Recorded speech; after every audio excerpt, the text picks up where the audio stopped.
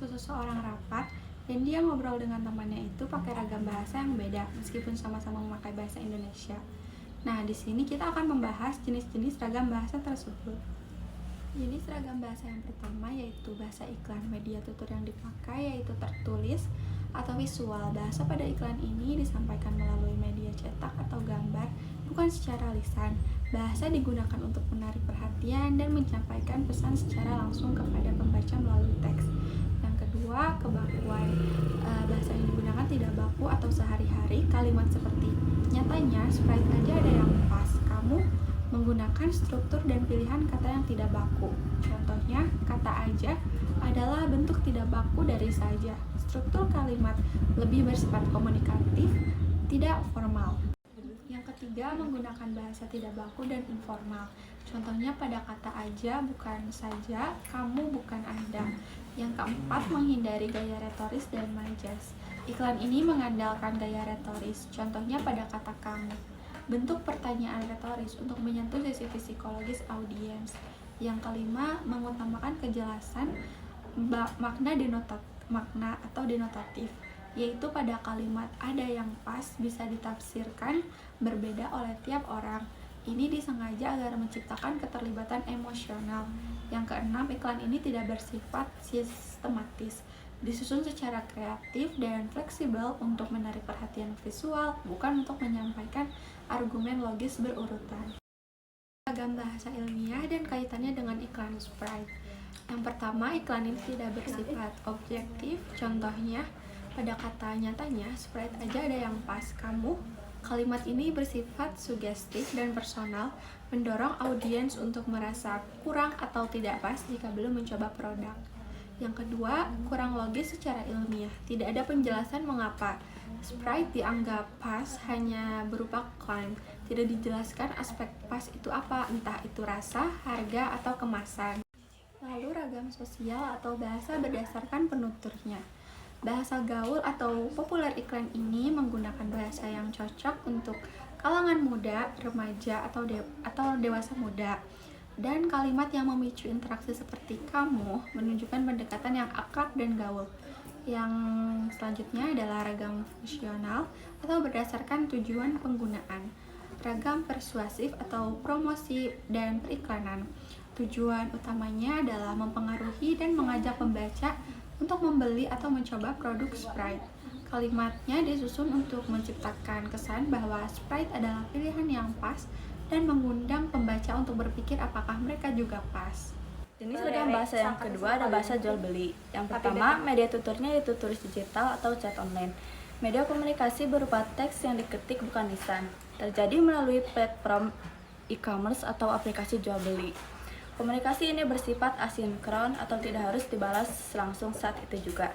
Yang kedua ada kebakuan sosial. Bahasa jual beli ini termasuk ke dalam bahasa yang tidak baku atau informal, menggunakan bahasa sehari-hari yang santai dan akrab. Contohnya, gak ada kak, kalimat itu bisa diubah ke bahasa yang tidak baku menjadi tidak ada kak.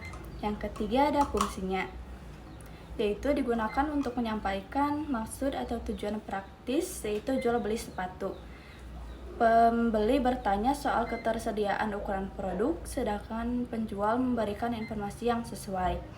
Fokus utamanya adalah pertukaran informasi dan kesepakatan pembelian, bukan untuk bersosialisasi atau mengekspresikan emosi. Kesimpulannya, percakapan ini menggunakan ragam bahasa tulis digital, bersifat tidak baku, dan berfungsi untuk transaksional karena terjadi dalam konteks jual beli online. Gaya bahasa yang digunakan disesuaikan dengan situasi komunikasi praktis dan cepat di platform e-commerce. Jenis ragam bahasa yang ketiga adalah bahasa pendidikan. Contohnya yaitu tujuan pendidikan itu untuk mempertajam kecerdasan, memperkuat kemauan, serta memperhalus perasaan oleh Tan Malaka. Di sini saya akan mengidentifikasi mengenai bahasa pendidikan dari kutipan di atas.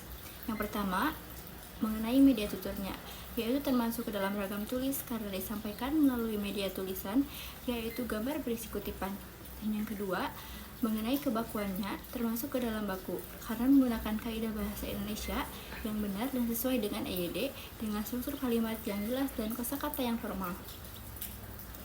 Dan yang ketiga, mengenai sosial, termasuk ke dalam ragam resmi atau formal, karena digunakan dalam konteks yang serius, yaitu pemikiran tentang pendidikan tanpa kata-kata gaul atau percakapan sehari-hari. Dan yang keempat, mengenai fungsionalnya, termasuk ke dalam ragam ilmiah populer karena isinya berupa gagasan atau konsep tentang pendidikan yang dijelaskan dengan bahasa yang mudah dipahami meskipun tetap formal.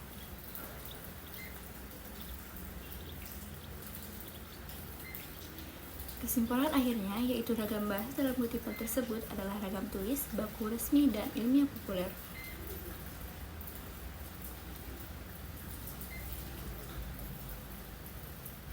Kaitannya dengan ragam bahasa ilmiah, yaitu kutipan ini memiliki ciri ragam bahasa ilmiah, yaitu yang pertama, menggunakan bahasa baku sesuai kaidah EYD untuk menghindari ambiguitas. Yang kedua, bersifat formal dan logis karena digunakan dalam konteks serius tentang pendidikan.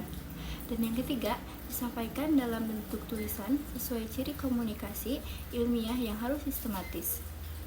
Dan yang terakhir, termasuk ragam ilmiah populer karena menyampaikan konsep pendidikan serta ilmiah tetapi tetap bahasa yang mudah dipahami oleh masyarakat umum, bukan bahasa teknis seperti dalam jurnal penelitian. Intinya, ragam bahasa ini adalah ilmiah populer karena tetap memenuhi kaidah ilmiah tapi disajikan sederhana agar bisa diterima luas. Sekian dari saya. Nah, selanjutnya ada ragam politik.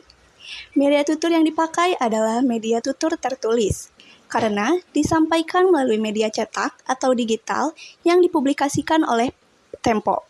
Yang kedua, kebakuannya.